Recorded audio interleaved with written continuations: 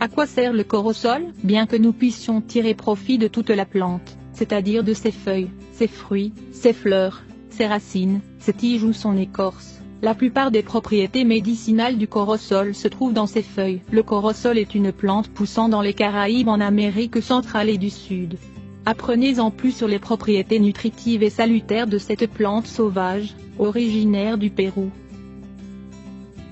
Les caractéristiques du corosol. Le corosol se compose principalement d'eau, sa chair offre des dizaines d'éléments nutritifs, tels que de fortes doses de vitamine C, aidant à maintenir un taux d'antioxydants dans le corps stable et sain. Il possède aussi des protéines, des minéraux, du potassium, du calcium, du phosphore, du fer et des lipides. Cependant, ce fruit possède aussi une forte valeur calorique à cause des hydrates de carbone qu'il contient. Il n'est donc pas conseillé d'en consommer trop au cours d'un régime amaigrissant. La pulpe de corosol peut être consommée diluée avec de l'eau ou du jus pour profiter de ses propriétés diurétiques. Il est un puissant régulateur des fonctions de l'organisme. Il lutte contre l'hypertension, les maladies des voies respiratoires, surtout consommé froid. Il purifie et maintient la santé du foie et régule les niveaux de sucre dans le sang, idéal pour les personnes ayant du diabète. Vous pouvez aussi manger les feuilles de corosol, pour traiter des cas d'oreillons, de nervosité ou d'insomnie. L'utilisation d'un mélange d'une poignée de feuilles et de fleurs de cette plante peut faire une infusion sucrée avec du miel traitant les états grippaux, ou bien encore pour améliorer la convalescence après une opération. Le corosol a très peu d'effets secondaires, mais il n'est pas recommandé aux femmes enceintes de le consommer en excès. Un morceau de temps en temps est autorisé.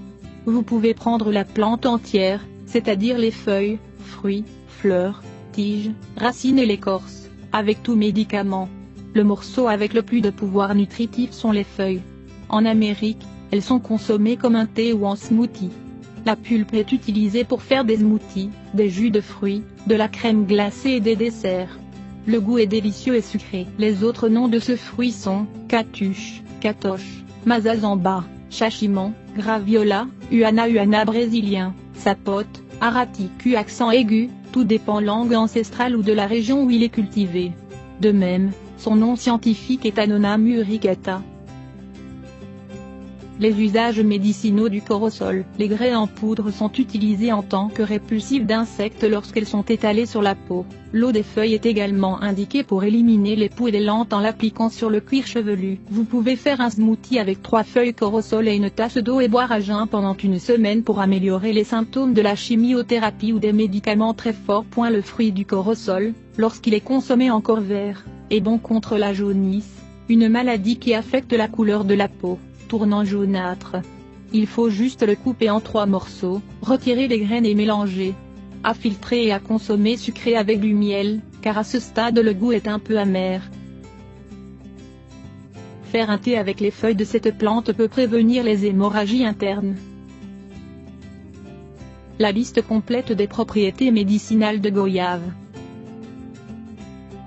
Il combat la pression sanguine trop élevée.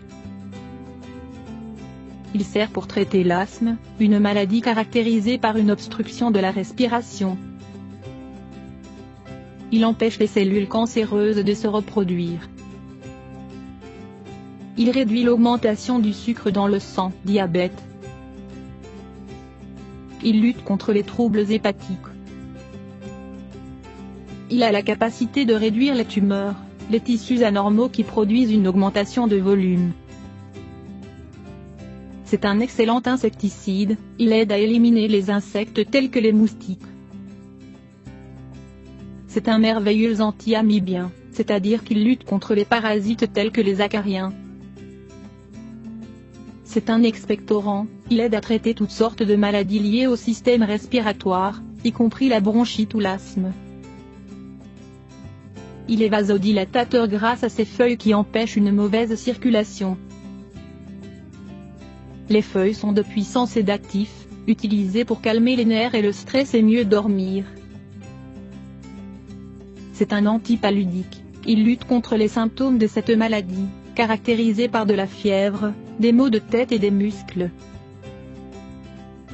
Il favorise la sécrétion de lait, idéal pour quand une femme allaite et que le lait n'est pas bon ou trop rare. C'est un antispasmodique, il aide à prévenir ou traiter des contractions musculaires involontaires. C'est un anti-ulcéreux. Il aide à guérir les blessures et est très bon contre la gastrite. C'est un antidiarrhéique, soit par une infection ou par des troubles de l'alimentation.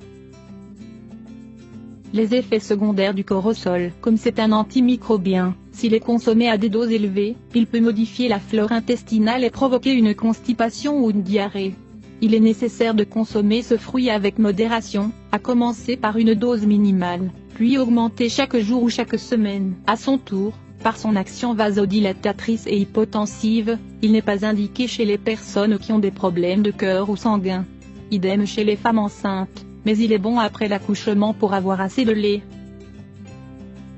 Le corosol et le cancer. Il est important de faire un paragraphe sur la relation entre le cancer et corosol.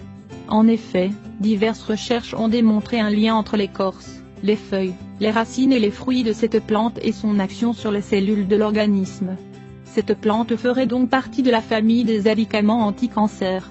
De plus, ce fruit sert également à réduire les symptômes des séances de chimiothérapie, en particulier en ce qui concerne les vomissements, les étourdissements et les nausées. Le corosol agit contre les cancers, du sein, de l'ovaire, du côlon, de la lymphe, du foie, de la thyroïde, du pancréas, de la prostate, des reins et des poumons.